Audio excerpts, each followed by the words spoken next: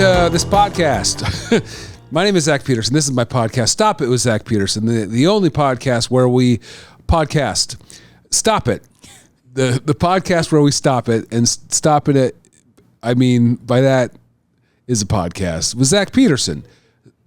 Thank you for listening to Stop It with Zach Peterson, the only podcast where the Zach Peterson hosts. With me today. Stop. Yeah. Okay, I'll do it again. Yeah. Stop it. Rachel Ware. Hey. Today. Rachel, tell people who you are and why they should care. Yeah, I'm a stand-up comedian. I'm an improviser. I run some monthly shows, Power Hour, with a bunch of comedians from all over the Midwest on it. I teach my own curriculum all over town for long-form improv. Yeah. And generally a pretty easygoing person. Cool. Yeah, that's good. Yeah, comedian, teacher, improviser. I don't know if that's including comedian. Yeah, a lot of people say that where they're like, do you do comedy? And I'll be like, yeah, I improvise. They're like, no. Yeah. I mean, like, funny. The real one. The real stuff. Yeah. I don't. Yeah, I want it fresh, not canned. Well, thank you so much for joining us on this special Easter episode of Stop It. I'm going to start the questions, and the only time we stop these questions is when I say stop it, hence the name of the show, The Joe Rogan Experience. Okay, perfect. Okay. Okay, what do we call it? Okay. What was the best Super Bowl halftime show? Oh, no. I'm the worst person to ask that question to, especially because I would be a person that's like, oh, I only watch it for the commercials and the halftime show. Yeah. Eminem was really good. Beyonce was fine. Did you say Eminem? Yeah. I didn't know he did one. Yeah, I think a couple years ago. Was it the green Eminem? Snoop Dogg and Dr. Dre. Oh, yeah, I remember that. Yeah, I remember that. Okay. Oh, I got nervous for a second. Yeah. That felt like gaslighting, but it wasn't. No, I'm just stupid. No. It's okay. It's good. It's good. I need that. Stay on my toes. I guess I can't really think of one that I was like, I'm going to stay up all night anticipating this halftime show. Yeah. What's yours? I like the Bruce Springsteen one. Oh, okay. But, I mean, out of all the people that have done the halftime show, I think Bruce Springsteen's the only one. Maybe Kendrick Lamar as well is the only people I've been like, oh yeah, I listen to them like alone. I listen to them like just and alone. Only alone. Yeah. when I have my alone time in the basement and the wife's not allowed to come down. Springsteen and Lamar are two wild choices. I'm multifaceted. Yeah, look at you. Yeah, but the thing is, I mostly listen to really sad music, which isn't good for Super Bowls. It can't be like John Prine playing Sam Stone, at the 50-yard line. There's a needle in Daddy's arm. All that's the good stuff. Yeah, people would love that. Just a really hype game. Yeah, right? yeah. Okay, I know we're playing football, but let's sit back and reflect on the people who have brought us here. Our family. That'd be so good. Are you guys ready to introspect? Yeah, that'd be good. Yeah, cool. Stop it. That's the Super Bowl. That's the Super Bowl halftime show that we need. Yeah. I went 3 minutes longer on that than I thought I was going to go. Yeah. Great. Maybe I could have riffed on more stuff. No. Ever go to therapy? I did before. Yeah? I'm currently not in therapy. Yeah. But when I got my first divorce, I was like, totally did it as I think this is the next step of what I need to do. Right. And I wasn't patient with finding a good person, found a good person, and then immediately got a job where they weren't covered in the network. Yeah. Blah, blah, blah. So that's where I'm at with that. I get Therapy is awesome, and everyone should do it. Yeah, if you get a good one, you're like set. Like you're like, I'm unlocking some shit. Yeah, and it's also, I think people view it as adopting a dog, where you're so excited to get one. You go to the shelter. There's not one that's necessarily exactly what you're looking for, but you're like, I'm getting a dog today. And the excitement's still there. And then you get the dog, not a right fit, but you feel like, well, I adopted this dog. We have this dog now, and I have to Yeah. live with it until it dies. Yeah. Yeah. And that's not the case at all. It's definitely like doing the same thing, but with a bird. You can return a bird. Yeah, just open a window. See you later. Seriously. Yeah. Bye bye birdie. They wrote a musical about that. It's about a Right. guy trying to find a therapist. Yeah. Yeah. I mean, last therapist I had to stop going to because it bit the pizza delivery guy. Yeah. Yeah. It wasn't a good Nice. therapist. It wasn't a good bad therapist. I think that's a good way of looking at it. Mm-hmm. And I've the reasons I've stopped therapy I just started my new therapist yesterday, actually. Oh. Yeah, How's after that? like a year of not going, you know. Okay. I mean, I'm fine. I'm just a rascal who needs to talk to people. But What do you mean? None of this Yeah. says that about you. Yeah. This literal production. yeah, I'm just a weird rascal. I just got to tell people the things I find in the ditch. Yeah, because You know if they what I don't mean? escape my mind, then are they even real? Yeah, I'm listening to Bruce Springsteen in the basement, talking to someone on BetterHelp. Yeah. Is that where you went for the therapist? Before I went to, that was one of those situations where it was like, you know, I got a dog that bit someone, you know, or it's like, this is not a good dog, you know. we like, have to put it down. yeah, yeah. It's like, this dog is reading something else when I'm telling them about my feelings, you know. Boo. Yeah, you're like surfing the net. You're on like, you know, you're like adjusting your fantasy football lineup, you know. And I'm like talking about my childhood. Yeah, What was your favorite halftime show? yeah. I love the. Yeah, you ever ask your therapist about stuff and you're just like, hey, what about you? And they're like, I get to talk. And then after like 3 seconds, you're like, oh God, I wish I didn't ask. I don't care. Right. Like the one person I don't have to care if I talk too much to, you know, and like be like, this is all about me and be like selfish. I'm like, what about you? And I'm like, oh fuck, why'd I do that? Yeah. I have the same thing. I know from watching myself do stand up, one of my like things that I'm not clocking is going, right, you know? Yeah. You know, and like almost waiting for a response. And I would do that a lot. I'd be like, right? Yeah. And they'd be like, what do you think? And I'm like, right. Yeah. Right. My buddy Marty Rosa used to have this bit about like winning therapy. Like, you know, like she likes me the best. I made her laugh like 6 times, you know, which is one of those like sort of people pleasing things. But it's like, I totally get it. Cause I am trying to make my therapist laugh. Yeah. Yeah. Well, we So- can't stop doing that. I know. Yeah. It's like, I've thought about that with therapy, like couples therapy. Not that Tyrell and I need it, but I'm like, we would never be able to use it because it'd be constant competition. Right. Of like, I don't know, she laughed really hard at that, but she like had to catch her breath when I told her, you know what I mean? yeah. Like, damn.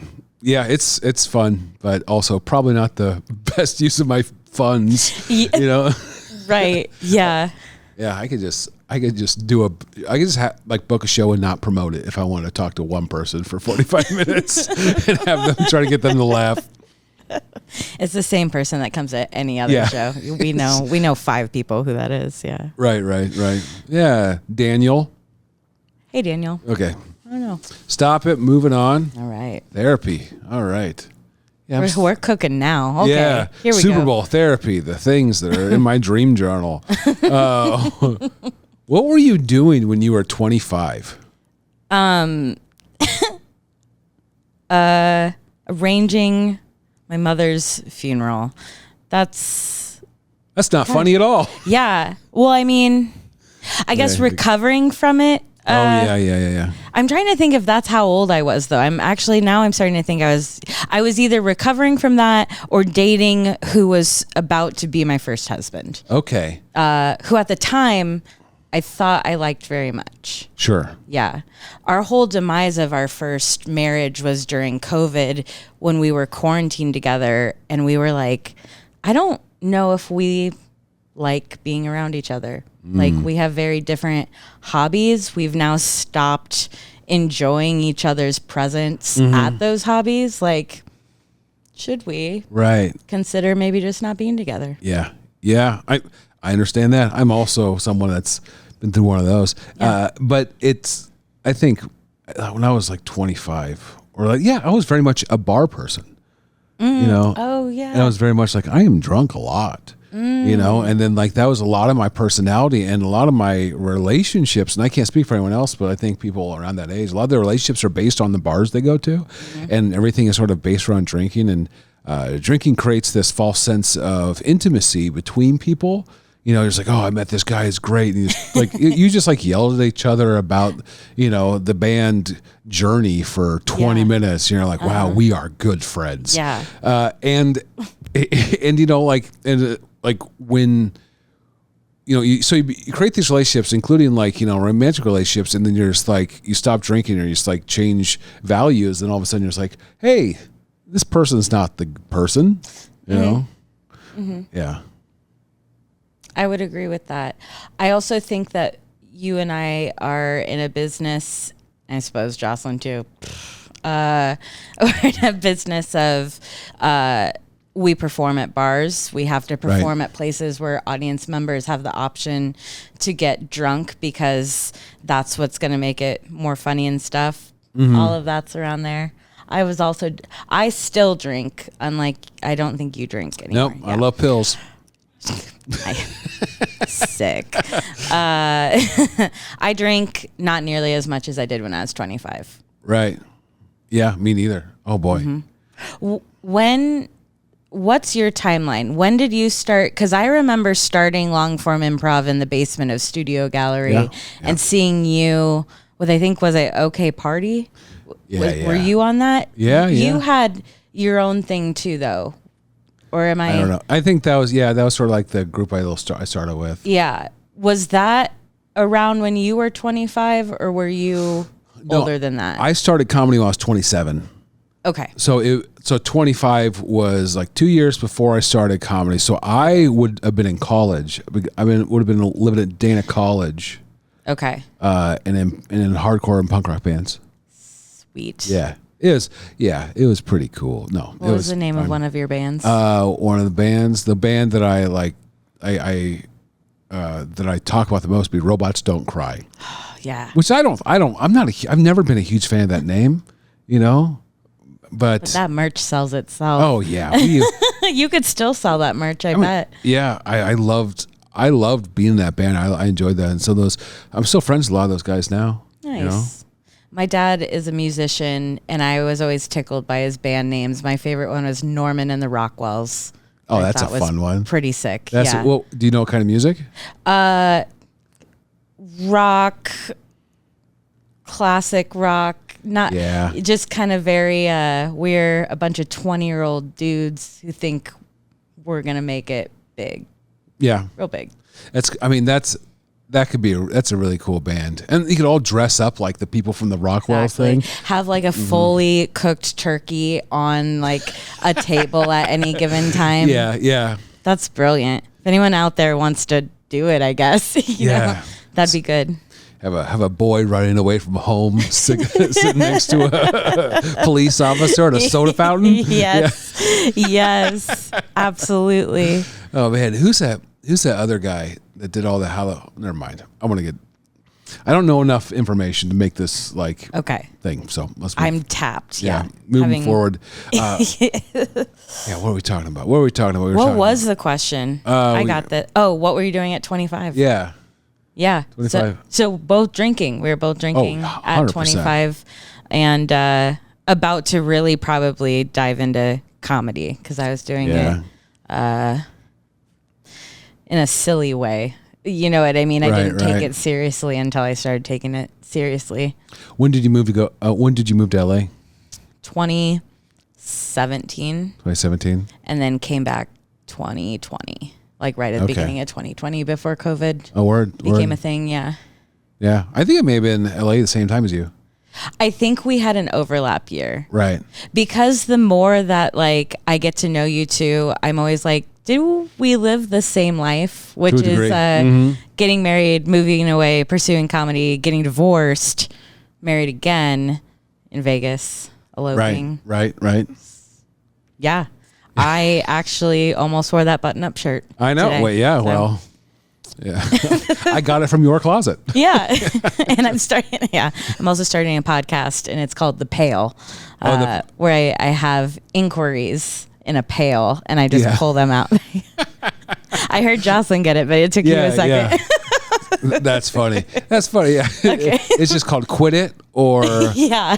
Yes. End your sentence. Yes. Perfect. Yeah. Right. Okay. Stop it. Moving on. Yeah. Uh-oh. Too many questions in here. What does the bucket have to ask? The pail. The pail. Yeah. Who's your favorite professional wrestler?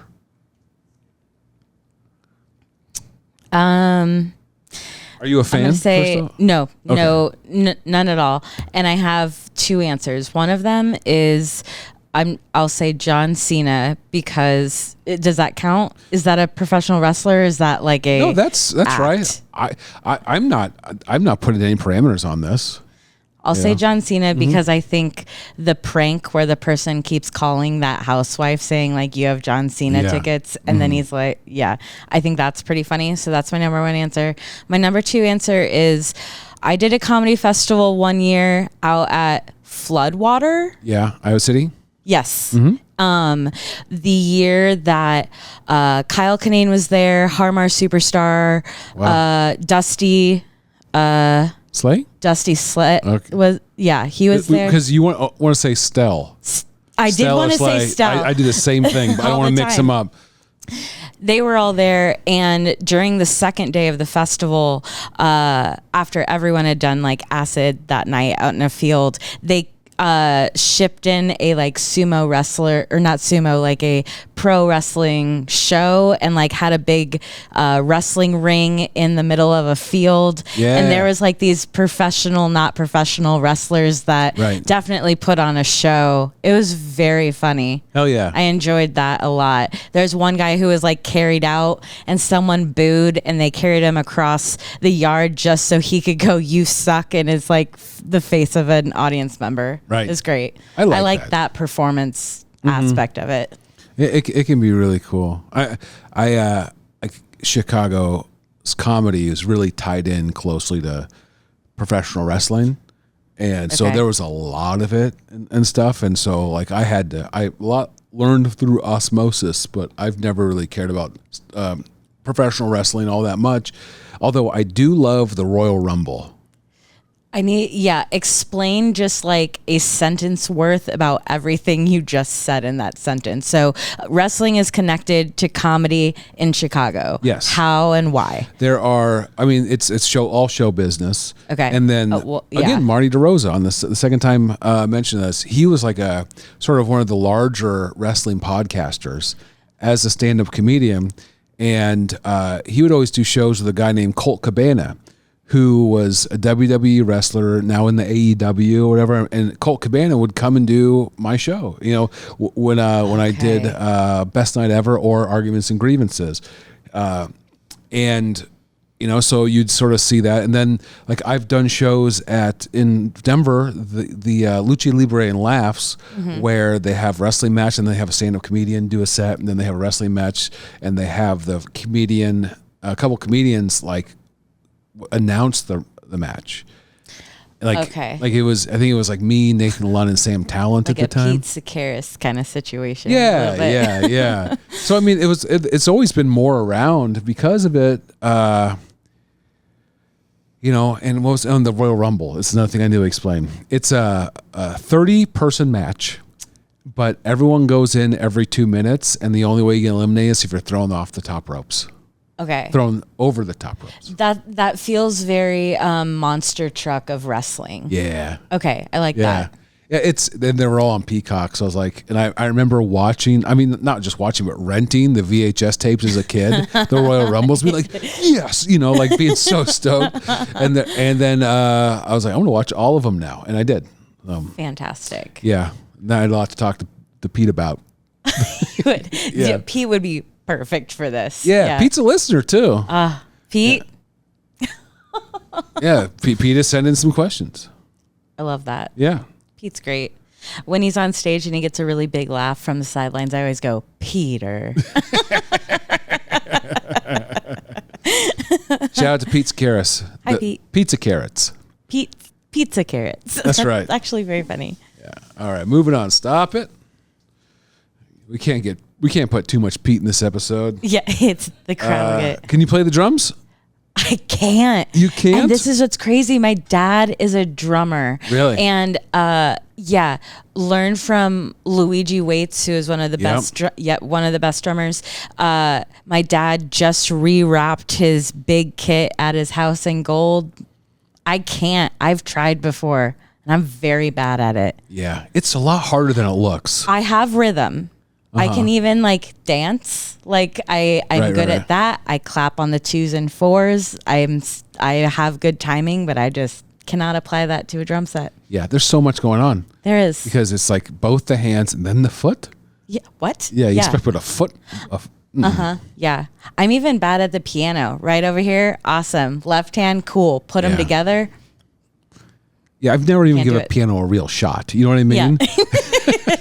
Because of the drums. Yeah. You were like, I can't. When I was in bands, we just we'd fucking, have band practice and then drums be sitting there like, I got to do that. And then you're like, it's like, no, you can't. It's so difficult. It looks like so much fun.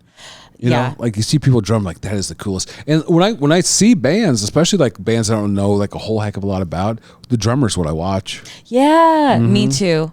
I mean, essential, obviously. The parallels between comedy and music is something I could talk about forever. And I love doing that, especially with my dad. My husband now, Tyrell, is also a drummer. Makes me so jealous. But yeah, I feel like with drums and certain instruments in particular, you can or you cannot. You can always take lessons. You can always try more and practice. But there's some people who are just ooh, this looks fun, picks up drumsticks and just their body works like that. You're and Prince. I feel that way with comedy too, where you've seen someone be ooh, I want to try stand up, and they get up there and you're like, God damn it. You know what I mean? You're sit down. Right. You stop it. Stop it. Mm-hmm. Too much talent, too likable right off the bat. How old are you? 19? Get out of here. Coherent thoughts. What is wrong with you? Jeez Louise. Yeah. And nothing traumatic's happened yet? Yeah. God, I hope your parents live forever. No, so it's up to me to sabotage that. Yeah, exactly. Exactly. Give them terrible advice. Yeah. I'll give you my class for free. Just come. Yeah. Make sure you take everything personally. Yeah, exactly. That'll get you ahead in stand up and listen to what all the podcasts tell you. Yeah. That'll make you a good comic. Yeah. There's a few of them right now in the Omaha comedy scene where they're young and they have untapped talent, and it's great to see, and it also is here they come. Right. Just another wave of good people. We must destroy them. Yeah, exactly. Yeah. Who is it? Can you mind me asking? Yeah, it's Jaden Skalberg. Okay, I've met them. Yeah. I've had him on Power Hour before, just killed the room on Power, in a good way. Okay. Just murdered on Power Hour, really good. And he brings new stuff to the mic. He's odd, and I think I think he is the closest one we have to a little bit of Man on the Moon, Andy Kaufman energy, where he's just he is making people feel uncomfortable, but he's so in control. I can see it. He's doing it. I see him repeat it and stuff, and I'm like, oh, dang it. Yeah. So self-aware. Cool. Interesting. Yeah.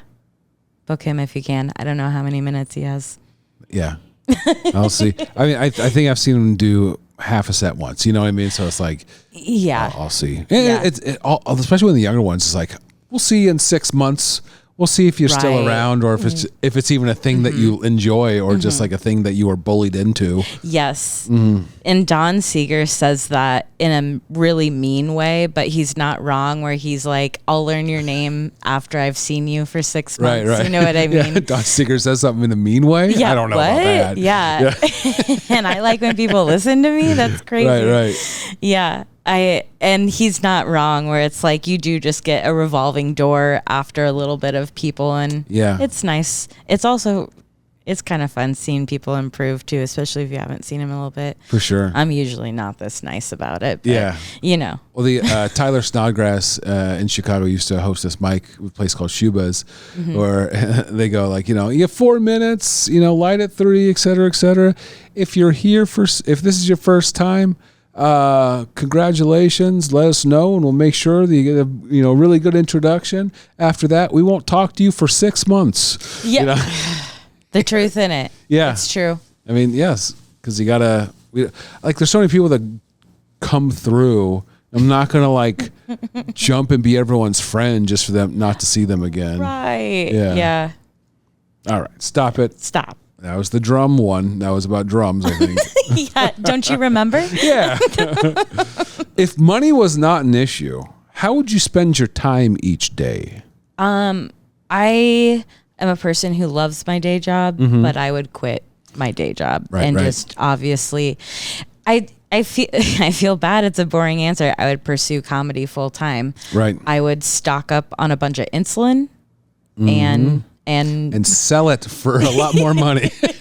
No, I'd be the Robin Hood of insulin. Yeah. I would stock up on insulin and weed, and I would get an RV, and that's where I'd be. Just doing the road. Just doing the road. Yeah. No dogging it. Hell yeah. And in this situation, my kids aren't mad at me about it, and they're really understanding. They say, we love you the most anyways. Yeah. So no big deal. As long as this is a fancy land, because money is not an issue. Yeah. You said, the bucket said it wasn't an issue.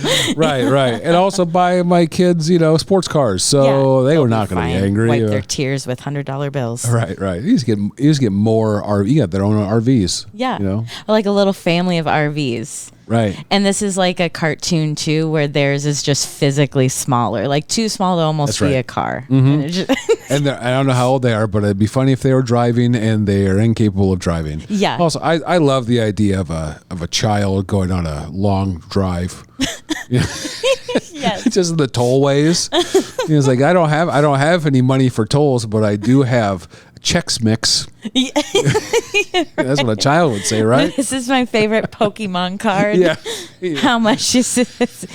It's actually way too much for the toll. I hope the toll person teaches them that. It's a nice toll person. Right.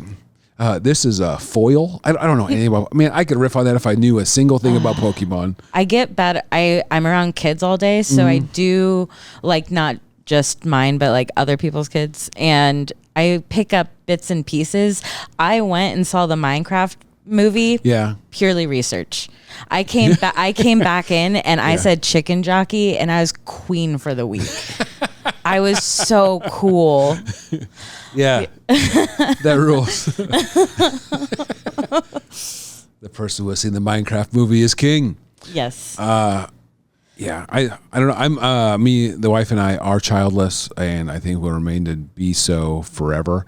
And also, I don't I work from home, and I'm a stand-up comic, so my interaction with children is little to none. Yeah. So when people are like, kids, I'm like, what are they? I have no idea. I know, right? Yeah. Little skin suits. What's in there? Yeah. What little alien thing? You mean the reason I don't talk to a lot of my friends? Because they can't just drop everything and go get food or something. Yeah. Yeah. I feel that hard. My style of talking and playing with children, though, is that of my interaction with other comics, though. Yeah. I always get asked to play pretend, and I'm always like, I don't think my character would do that. Yeah. I actually don't think with my backstory that would ever happen. Gotcha. So, yeah. Make it easy. Yeah. I used to teach social skills at a lockdown mental facility, and that's the last time I had interaction with children. I was around when I was 25 or something. Oh, yeah, that was a way better answer for what were you doing at 25? Well, I mean, I think that's around when I started comedy too. Yeah, fair enough. Yeah, it's like we're dealing with mentally ill and kids in really bad situations. I was just like, you know what? It's time to make people laugh. I feel real silly right now. Well, you had so much material by that point. Yeah. This is so these funny. Kids, right. Trauma. Well, let's get ready to laugh. Yeah. Do you always get asked that? Where you're like, oh, you must joke about that all the time. Like not necessarily like with the kids or just with your day job. They're like, oh, I bet you have a ton of, I hate when people say that. Right. You're like, yeah. No, yeah, you're the center of my universe. Everything that you see me do, this is what my whole life is. I have zero inner workings. Yeah. You know, I don't have hopes, dreams, past or future. I just have you and this job. Yeah. I'm a robot who can cry. Call back. That's right. Yeah. Luckily, I work alone from home and no one talks to me. So it's phenomenal. The dream. Yeah. Maybe I'll do that with my money. Yeah. Sell things on eBay. I want to be alone. Yeah. I mean, if you think, I've been thinking about this for a long time.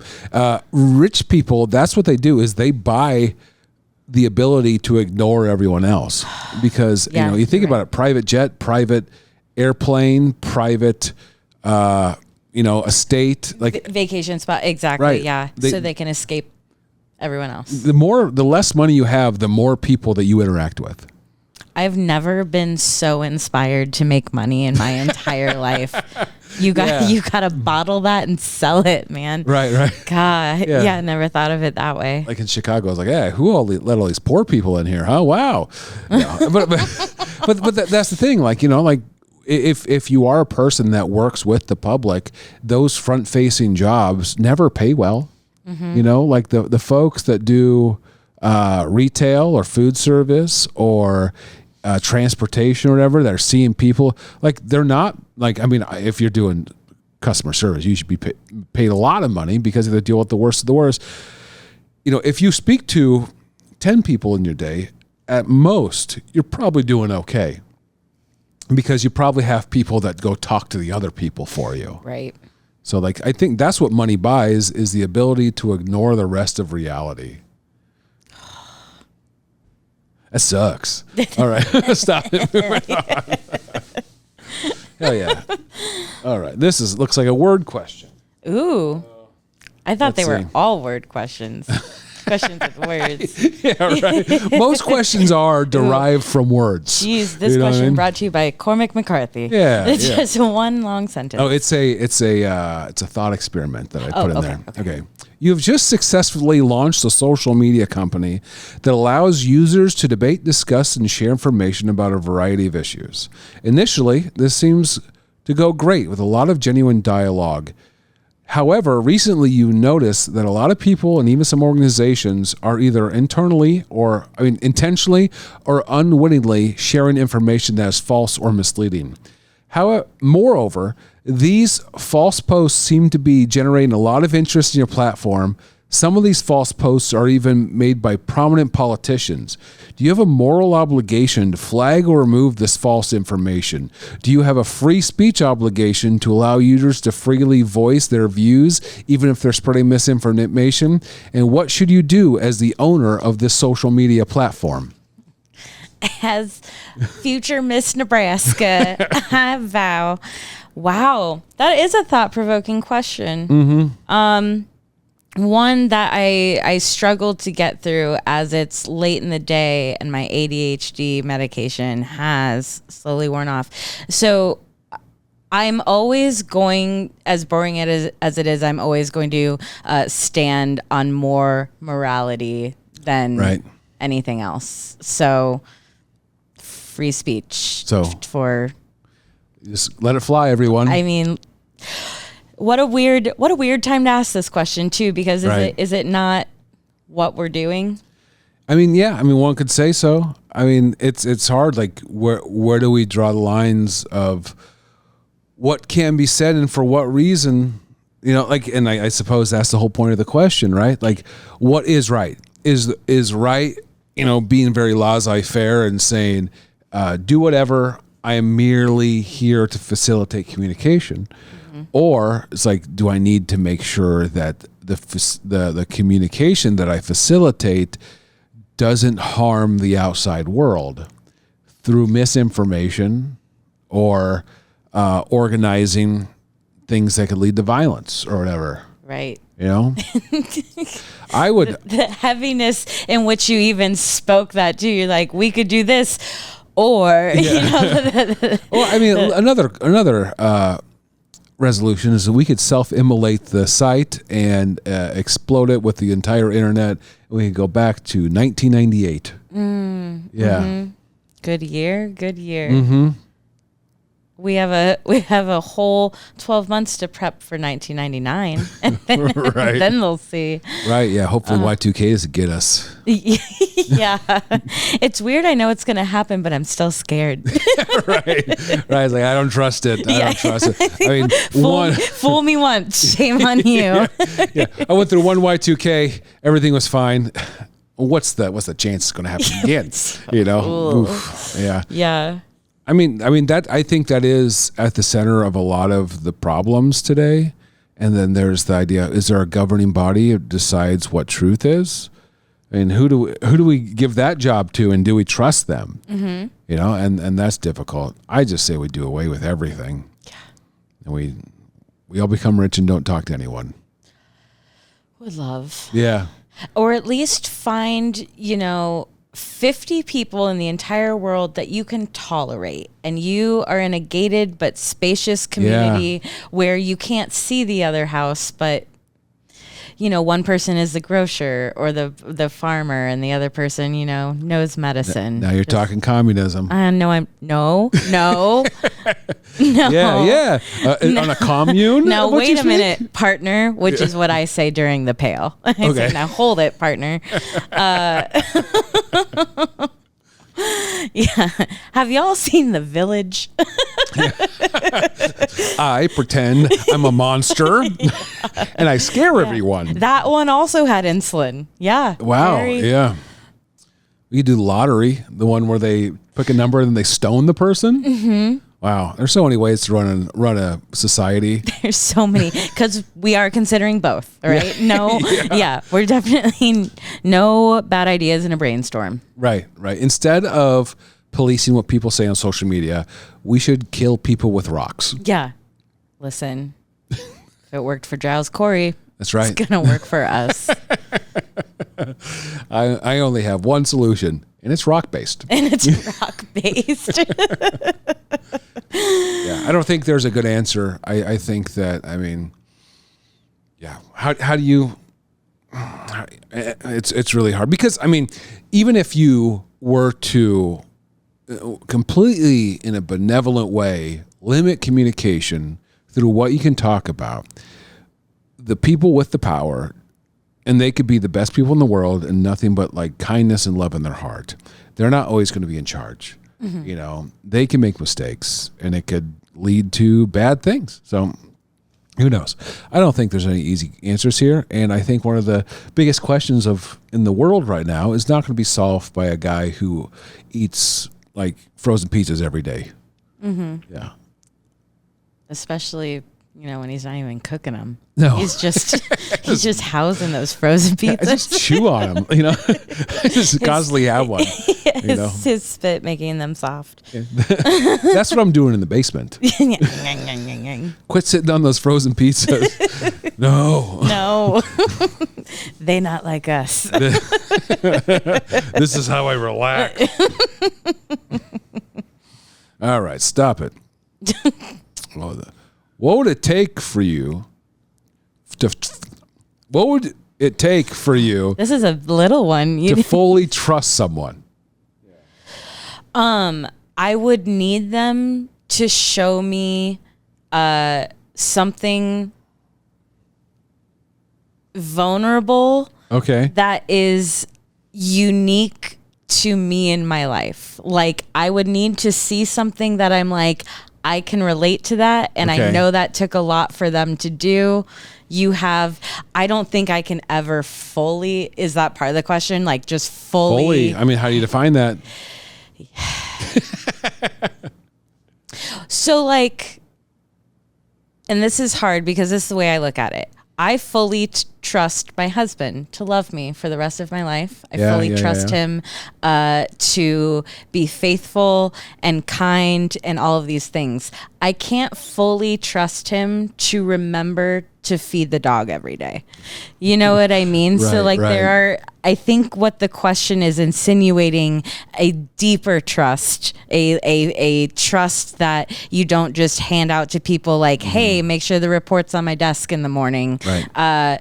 So for me to fully trust someone like that, I would need some vulnerability from them that I could empathize with. Right. I don't think anyone on this earth could get my full undivided trust over everything. Yeah, because to be unable to err in any way, that's inhuman. Right, exactly. Yeah. Yeah. Well, what is trust? Like, I mean, how would you define that idea of like, I trust you? What does that mean? Like, do you give them your car keys, your social security number? What do you do?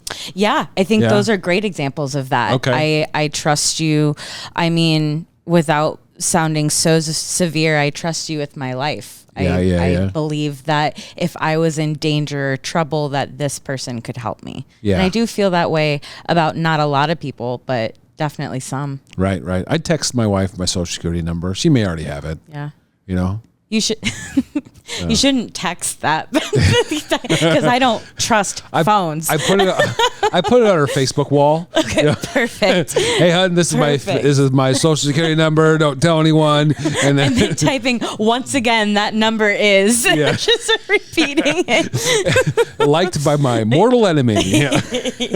Why are you friends with my mortal enemy? Yeah. No, my wife's not even on Facebook.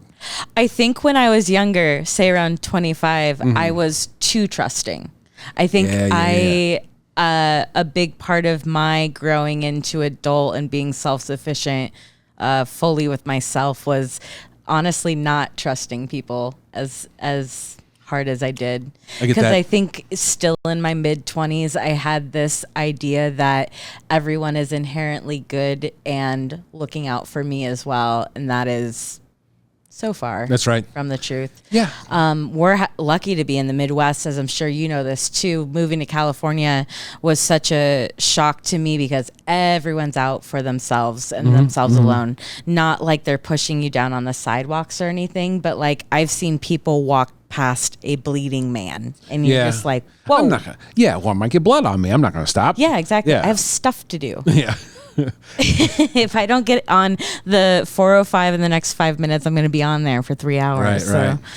Yeah. But I think that sort of that like individualization of people is really easy to do in a place like LA. I mean, LA is the most crowded place I've ever lived, but most lonely place I've ever lived as well.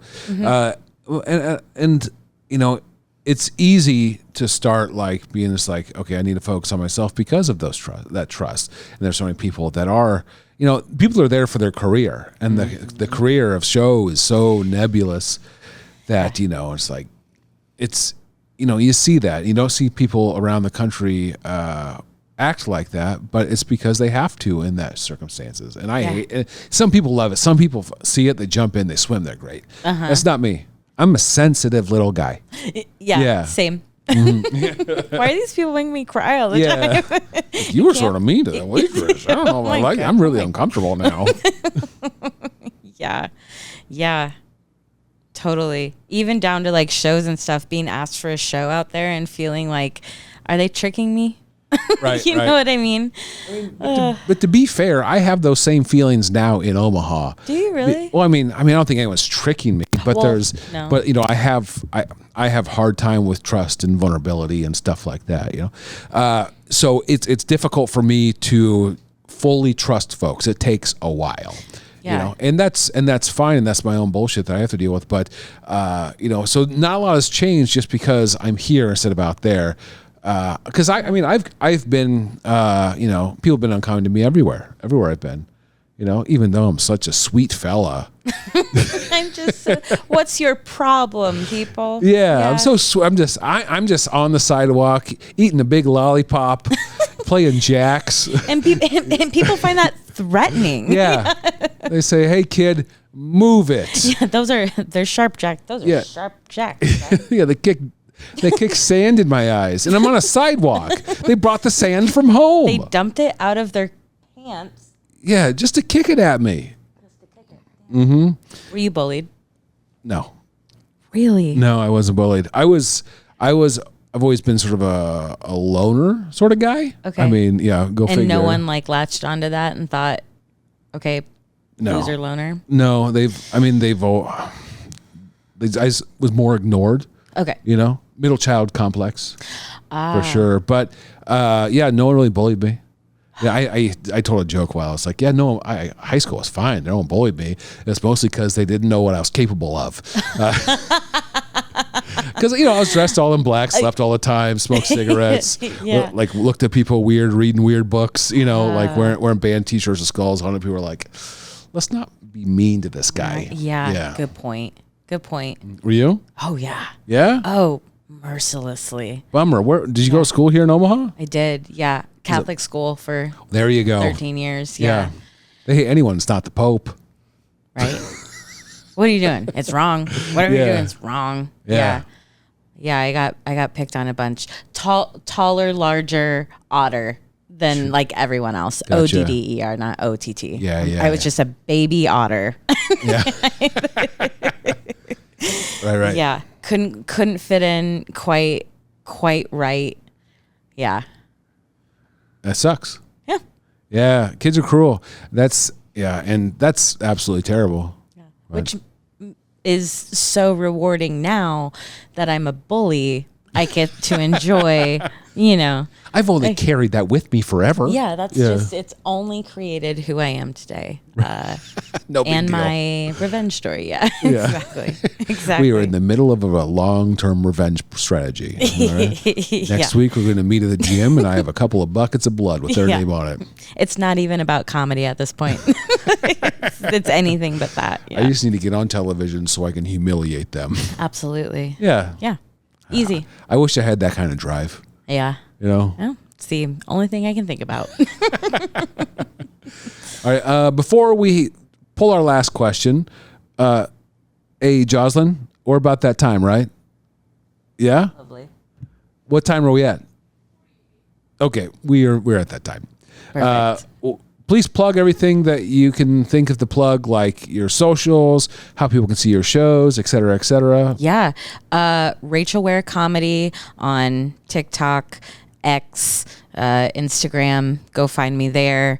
I'm on Facebook. I probably won't accept the friendship. I don't know. I'm bad at that. I don't trust it. Whoa. Right. Find me there. I'm always at the Backline teaching classes, doing shows. That's Backline Comedy Theater on 16th and Harney in downtown Omaha. Yeah, that's about it. Oh, you hear me, both of us on the Todd and Tyler radio show. That's right. Every other week. Radio Empire. Thank you. That's right. We have a small embassy in Prussia. All right. Final question. Final question. I hope it's another Super Bowl. For Rachel. It is another moral question about technology. No. I don't know what this one means. How does it feel? What does it feel like to be you right now? Right now, to be me, it feels... I'll go from most surface level to least. My cheeks are a little warm. It's a little warm in here. It's about time for dinner, so I'm a little hungry. Right.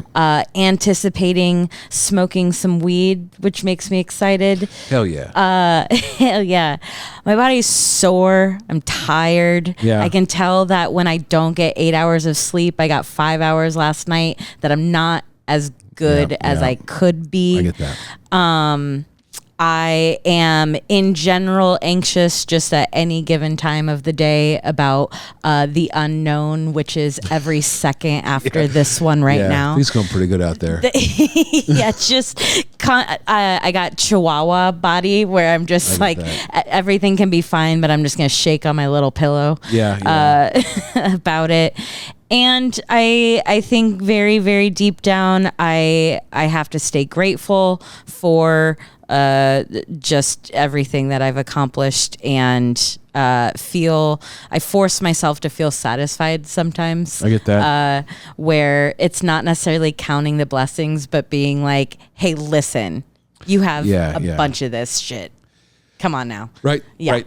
I mean, that's hard. I mean, because I think, and I don't think it's just for comedians or those in a creative field. I think it's for anyone who thinks that that wants more. Anyone that wants to move up from where they are, whether it be in their career or socially or whatever, when you're looking up the ladder, you don't know how many steps you've taken because you're just looking up. Yeah. Right. And And it drives you crazy because you never feel like you go anywhere. But then all of a sudden you look down and go, oh, holy crap, I did all those things. And it sucks because if you want to continue to move up, you have to focus on that. But so feeling grateful or fulfilled isn't helpful for your future goals. So it's a real big catch-22. Yes, Yeah. absolutely. And I always get reminded of that when other people are on their journey too, and they're like, man, how do you get on a show in Omaha? And you're like, oh yeah, that used to be a thing that I like struggled with. Right. You know what I mean? So it's always nice to every once in a while just be satisfied with where you're at and realize, like, if I died tomorrow, I made it, more than halfway above the mountain than a lot of other people. Yeah. I just think about how many people are going to be at my funeral. You know what I mean? I was like, I got some pews filled, like I don't need much else. Like I probably have a handful of people that go up there and be like, he was actually pretty good. And it's like, that's good enough. I'm fine. I mean, like, wow. What else could it be? Not me. No, not I was me. gonna be like, boo. Yeah, boo. A lot of my family has done like the assisted suicide approach, Okay. and have reached a time in their late 90s where their body isn't working. They say, I'm good, and I hope to be that lucky. But if that's the case, then I'm attending my funeral. Because that's all everybody wants. Gotcha. And I will have someone doing a drag version of me. That's fun. Yeah. And I just want to witness it. And I promise I won't interrupt much, but I want to hear what people say. And then there's no other funeral after that. Then I die and everyone's done. And that's what it was. Right. That's cool. Yeah. My family also has a history of, ending their own lives, but they do it independently. Yeah. They're independent Okay, contractors. sheepos. Yeah. Well, if you want it done right. Yeah. That's gonna leave a mess for the next people moving in. Jeez Louise. I know. I mean, it's very inconsiderate of them for a lot of reasons. Yeah. All right. Well, we're gonna go off on talking about funerals again. Full circle. Yeah, you've been watching Stop It. You've been listening to Stop It, and whatever you've been doing with this podcast episode, you can now stop it. I've been your host, Zach Peterson. Go to stopitpod.com. Submit your questions so they'll never get drawn, apparently. Sorry, Pete. So, talk to you soon. Goodbye.